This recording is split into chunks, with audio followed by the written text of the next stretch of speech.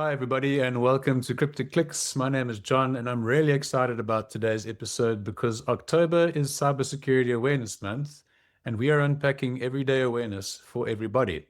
Joining me today is someone who's passionate about helping people stay safe online. That is Mr. Praven Pillay, our Managing Director here at Maxtec and a true cybersecurity evangelist. Praven, welcome to Cryptic Clicks. It's great to have you on the mic. Thank you very much, John. Great to be here. So, Prev, let's start with the big one. Why does cybersecurity awareness still matter so much in 2025 is the question. We've got better tools than ever before. We've got antivirus, MFA, AI-driven security systems, and yet we keep hearing about scams, phishing, and ransomware attacks.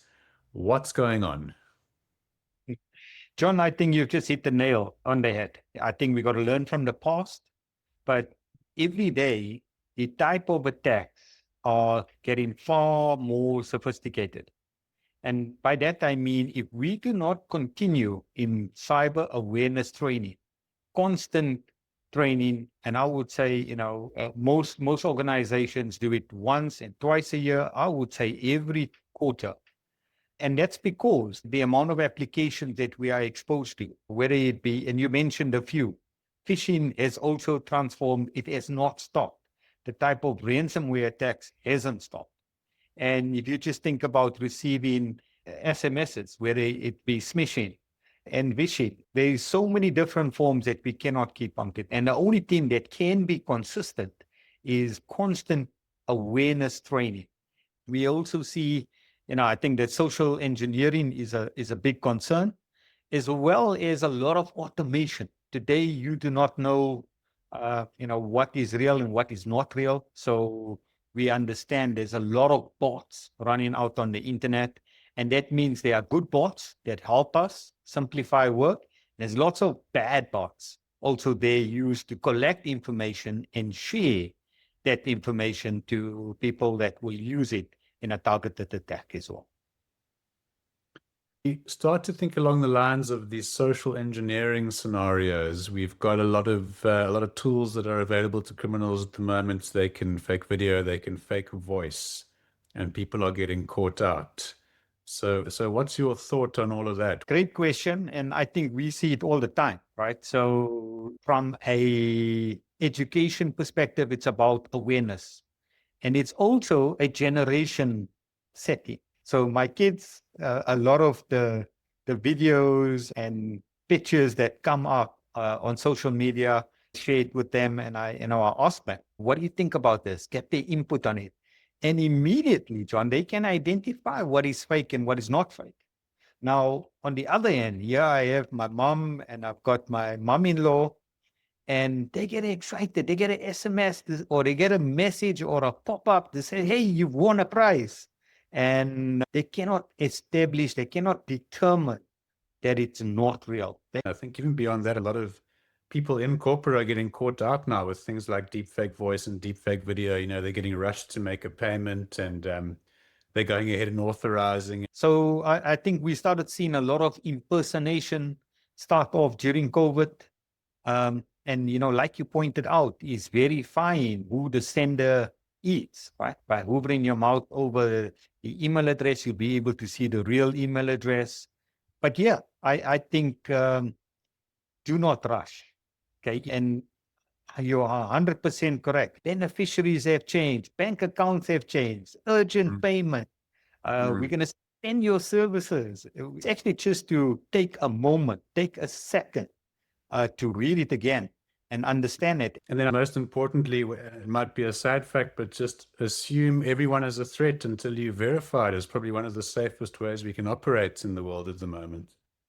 John, one of my mentors spoke to me many years ago, and he said to me, hey, Prev, have you heard about this thing called ZTNA? And at the time, our entire world started adopting it. And you've hit the nail on the head.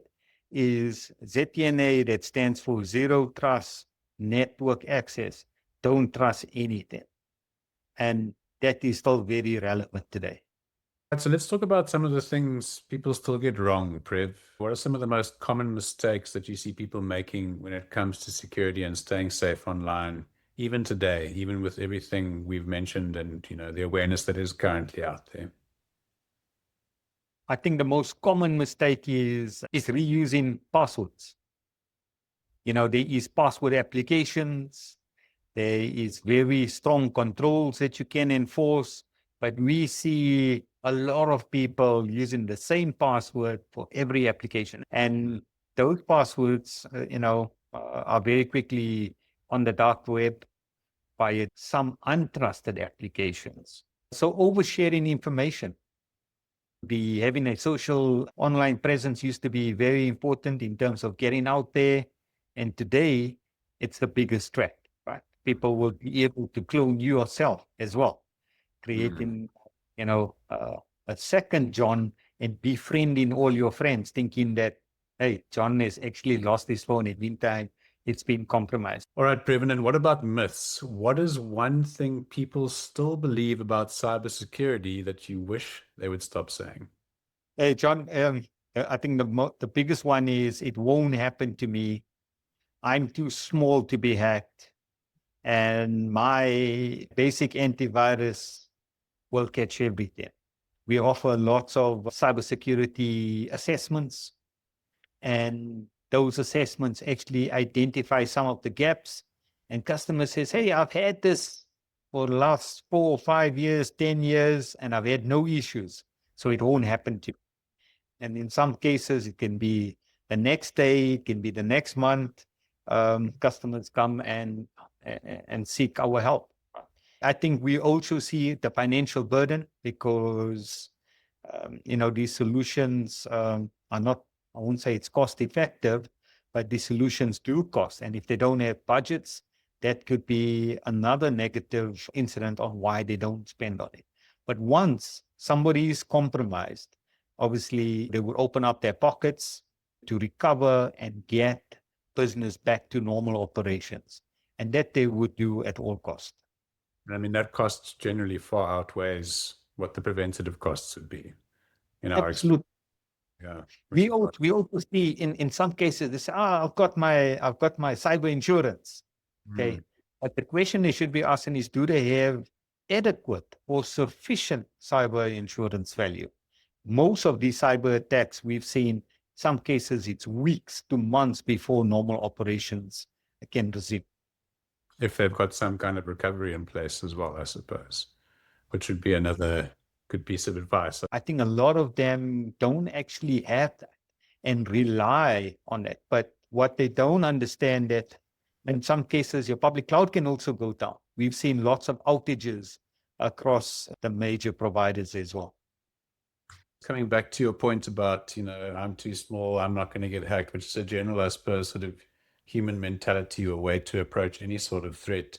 I think you've got to understand that an attacker doesn't care who you are. If there's an easy way in, it's always the opportunist mindset. They will take the easy road and they will get in. So we've got to squash that mindset of I'm too small to get hacked. So you're absolutely correct. People installing applications on their workstation or on their phone is easy because you need a particular feature or a function. But how often do you actually go and patch those applications and update it? Because let's face it, all these applications do have vulnerabilities. A simple thing would be if you're not using an application, why does it need to still reside on your mobile device? Get it off there as soon as possible. Yeah. Let's get practical, Praven. For anyone listening right now, what are a few everyday things you can start doing to stay cyber safe? Simple things. I think you mentioned it before, is multi-factor authentication is required. Having endpoint protection is also a huge requirement. And I think more importantly, we've seen that not just having the endpoint protection, but also being able to do a response. That if your device is compromised, can that program automatically take action in terms of blocking it and reporting it? Okay, we see that as a big gap in the market. You cannot trust any video. You cannot trust any email So it's all the things that we take for granted, that we trusted, that we don't cast a second eye on. And I think you mentioned it earlier, is trust nobody. So adopt a zero trust policy. I think if you can leave us maybe with a bit of wisdom, a bit of a closing statement, what would you share with the people of Southern and Eastern Africa right now? Hey, John, I think I like to think of cybersecurity as a digital hygiene. Okay. As an example, you don't have to wait for a cavity before you start brushing your teeth, right? The same logic applies here. Small daily habits make a big difference.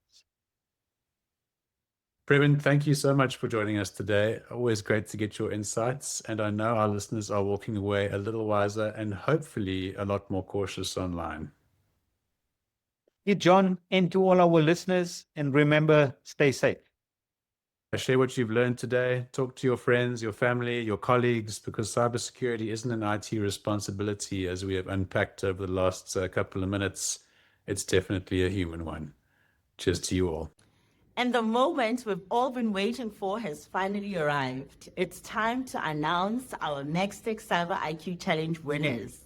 We had over 60 participants, but we can only choose 5 for this round. So without further ado, here are our winners. Let's go. So our first winner is Wesley. Congrats, Wesley. And our second winner is Abdullah Ibrahim. Congrats, Abdullah. And our third winner is Marie Duplessis. Congrats, Marie. And our fourth winner is Zakira Parker. Congrats. And our fifth winner is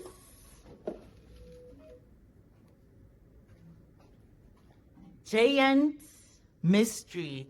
Congratulations, everyone. We hope you enjoy your Maxtec campus, and thank you for everyone who took part in this challenge.